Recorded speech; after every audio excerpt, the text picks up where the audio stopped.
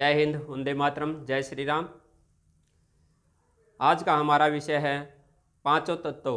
पांचों तत्वों से हमारे शरीर की संरचना कैसे होती है, कौन से तत्व हमारे शरीर के स्थूल रूप में हैं और कौन सा तत्व हमारे शरीर में सूक्ष्म रूप से है, इनके बारे में समझने का प्रयास करेंगे। आगे विषय पर चलने से पहले आपको कहना चाहता हूं कि आपने यदि हमारे चैनल को लाइक नहीं किया है, सब्सक्राइब नहीं किया है, तो वह लाइक और सब्सक्राइब कर लें और आगे शेयर भी करते रहें ताकि ज़्यादा से ज़्यादा लोगों तक यह जानकारी पहुंच सके और ज़्यादा से ज़्यादा लोग इसका लाभ उठा सकें। यह जानकारियां आप आज से पहले चाहे देख लो, यूट्यूब पर मिल जाएंगी, सोशल मीडिया पर मिल जाएंगी, लेकिन जिस हिसाब से हम समझाने जा रहे हैं यह ज्ञान आपको इस हिसाब से कहीं पर भी नहीं मिलेगा। आप सर्च कर सकते हो। तो इसमें जब ऐसा ज्ञान हम आपको देना जा रहे हैं तो आपका प्यार तो हमारे को चाहिए, हमारे को आपका प्यार चाहिए। आप देखोगे, भेजोगे तो हमारे को उत्साह मिलेगा। तो आओ जानते हैं आज सबसे पहले हमारा जो सबसे पहला तत्व है आकाश तत्व, जो कि सृष्टि के अंदर सूक्ष्म रूप से है, शून्य रूप से है। आकाश तत्व,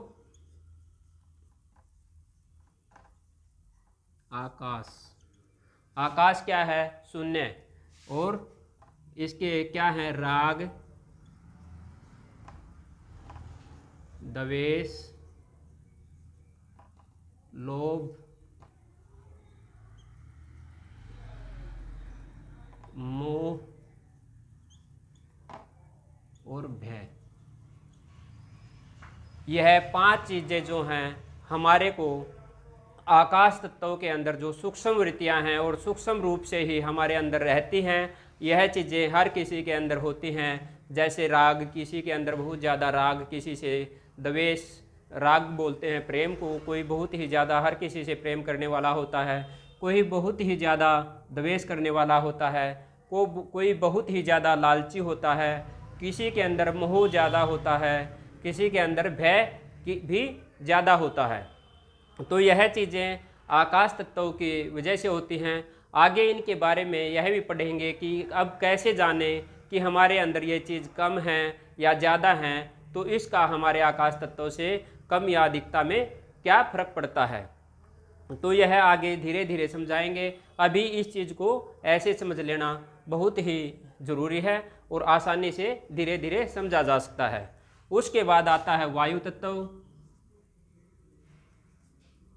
वायु क्या है? आप देख सकते हो, आप वैसे भी अंदाज़ा लगा सकते हो। जैसा कि हमने बताया था कि इसके अंदर स्पर्श और शब्द दो गुण हैं और वायु दिखाई नहीं देती लेकिन चलती है, स्पर्श होती है, महसूस की जा सकती है और यह गतिशील है। तो वायु तत्व के अंदर से भी हमारे को पांच चीज़ें मिलती हैं, जैसे भागना, चलना, सिकुड़ना, फैलना। यह पांच चीज़ें भाजना, फैलना, सिकुड़ना, गंध। वायु क्या है? वायु जब चलती है तो यह अपने साथ में गंध को भी लिए हुए रहती है।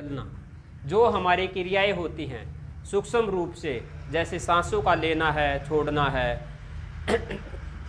हमारा गति करना है, शरीर की कोई भी मूवमेंट होती है, तो जो भी मूवमेंट होती है वह वायु तत्व के वजह से होती है। अगर वायु तत्व नहीं होता तो हम मूवमेंट नहीं कर पाते।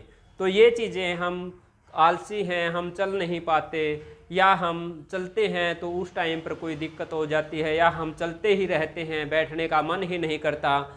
ऐसे ही इसके बारे में भी समझा जाता है कि भाई हमारे शरीर के अंदर वायु ज़्यादा है या कम है, इसकी वजह से क्या क्या दोष हो सकते हैं। ये आपके प्यार, जैसा जैसा आपका प्यार मिलता जाएगा हमारे को, वैसे वैसे इनके बारे में हम समझाते जाएंगे। तो यह हो गया हमारे शरीर के अंदर वायु तत्व। अब तीसरा तत्व आता है अग्नि तत्व।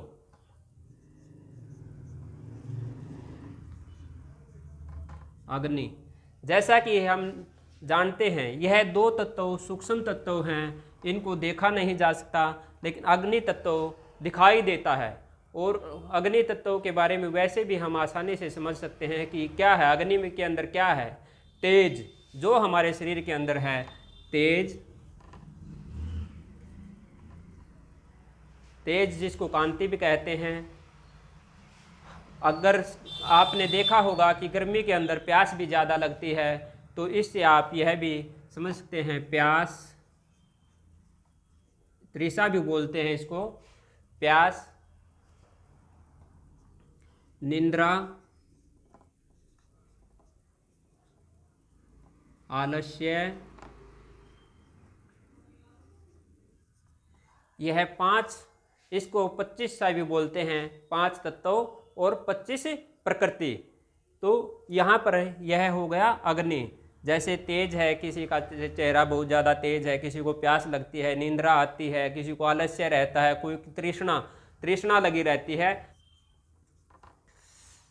जल के अंदर क्या है, रस है, वीर्य है, मज्जा है, मूत्र है, रक्त है। यह जैसे मूत्र, रस, रक्त, मज्जा,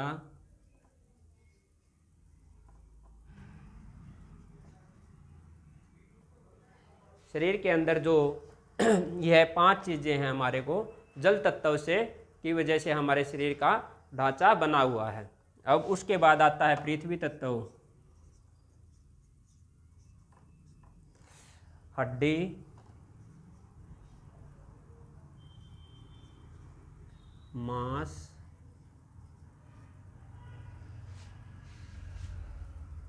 त्वचा,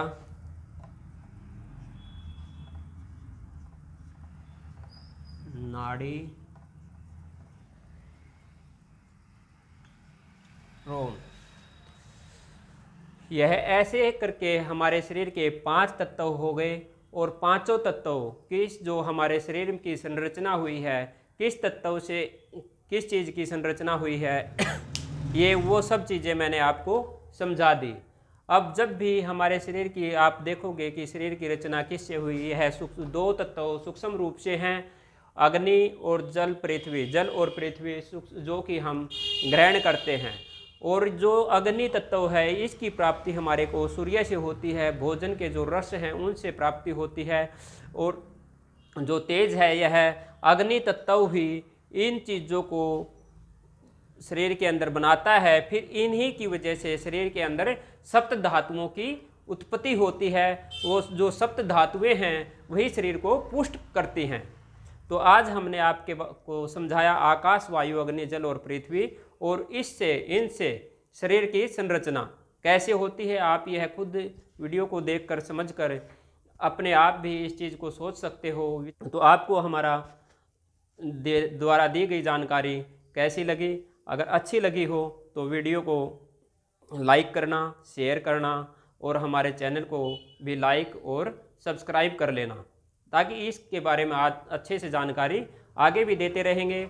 और अब हम जो नेक्स्ट वीडियो में हैं वह आपको बताएंगे कि इन 5 तत्वों से सप्त धातुओं का बनना, सप्त धातुओं जो कि हमारे शरीर को पुष्ट करती हैं और जो भी रोगों से शक्ति प्रदान करती हैं, रोगों से लड़ने की क्षमता देती हैं या हमारे शरीर को स्वस्थ रखती हैं, वह मुख्य कार्य सप्त धातुओं का है। और किस तत्व की वजह से हम स्वस्थ रहते हैं या किस तत्व की कमी या अधिकता हो गई, इसका कैसे पता लगाएं, जिसकी वजह से त्रिदोष, वात, पित्त और कफ दूषित हो जाते हैं और उनको कैसे संतुलित किया जाता है।